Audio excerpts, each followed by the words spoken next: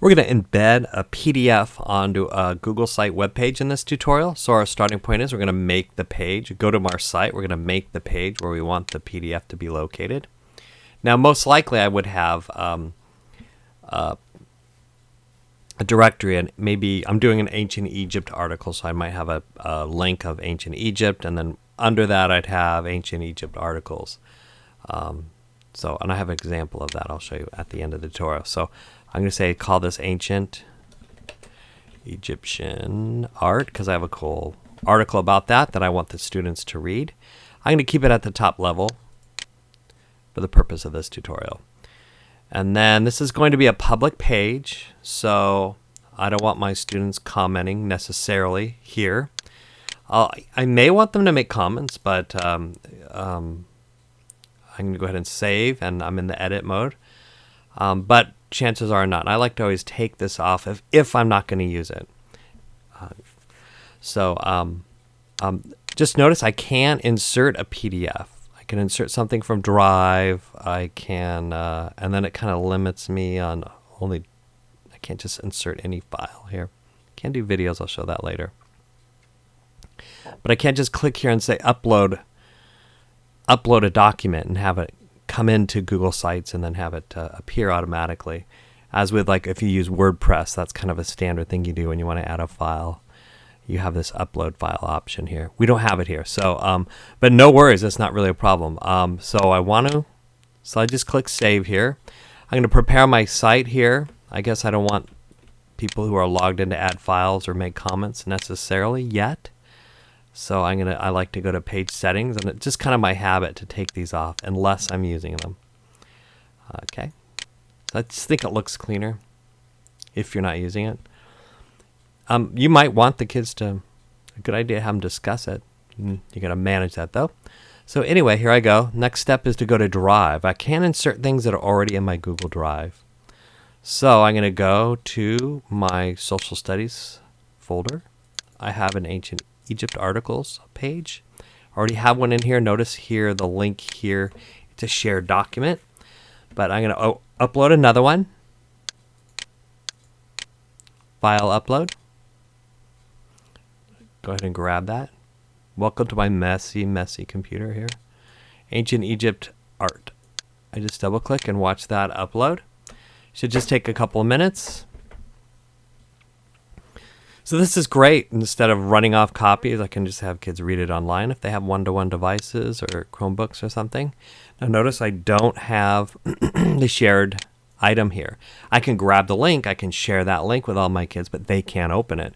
If I embed the ancient Egypt art article on my website, I'll see it because I'm logged in and I have permission to view it. And we've had a lot of teachers get frustrated with this. Then they have their kids try to look at it, and it's just a blank screen. They don't have access to it. So this is a really important step to click it and then go to your share button here. Share. And then what you need to do, click advanced right here. And here's the link, but right now only I can access it. Or if I share this link, only collaborators that I list down here can access it. I'm going to change that by clicking change. And I'm just going to say, I could have it, they'll all be logged into their San Luis Coastal accounts. But, I have kids go home and want to read this, and then, a parent's logged in and they can't access it and they don't know why, or the parents, wants to access it. So I usually just go public on the web. I think that's what web pages are for, but it's only to view. Don't want to select edit. Just view, and then click save. And you notice I get that little symbol now, and done. And I'll have that little symbol should pop up there. That it's saved. Maybe I didn't click something right here. It didn't show up. So let me just, there it did. It just took a while, a little lag time.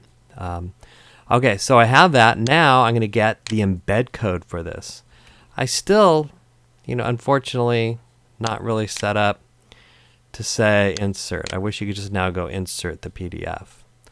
But Google's really limiting themselves to their stuff here. So, but a way around that is to go ahead and open it up. Double click it. And now I'm viewing it in in Google Drive still. So I don't have any way to get the embed code. I can print it, but when I go here, I don't have the embed code. I have to pop it out. This is kind of the secret trick. Pop it out. So now it's just opening it kind of raw. And I'm going to go ahead and grab this. And now when I click on the more, this is download, this is share with people. When I click here, I'm going to get the embed code, embed item. So I'm just going to grab this. Embed code starts with iframe. Make sure you have the less than closing with a greater than. So less than starts closing. And I just copy that, Control C to copy. And okay, now I go to my page. And now I can click on, I can have access to the HTML code. Right here, click HTML. That's the code that makes the web page. It's showing me partial portion of it. I can preview, and my gadget's going to be there. Now I say update, and there it is. Now I click save, and it's embedded on the page. But it might be a little small. I can have it larger than that. That's kind of small, huh? They can pop it out, but it still just looks kind of small. So I'm going to edit the page, and I click on the gear here, and I can make it a little wider. Experiment. I'm going to say 900. I'm going to the height. I think a whole page is like 1100 pixels. I don't know, but I'm going to experiment and just see what it looks like. Click OK. So I did 900, 1100. 900 width, 1100. And notice it obviously got bigger. I think that's going to be a good size. It almost fills up the whole box here. I maybe could have said 1200. But I can look at this now, and it does not look better. And now there's a little less scrolling. It takes the whole page. It was a little longer than the page. So you can always go back, click that, and adjust that size. So the kids have the option to read it here by scrolling up and down, or they can pop it out and have it fill the whole screen anyway. So it's really nice. So if you have one-to-one, no need to continue to make photocopies. You have everything right here. So you can just have them read it digitally. Can't take notes, but I like having them take notes on a Google Doc separately anyway. They can't actually write on this, which is too bad. So there you go, embedding a PDF.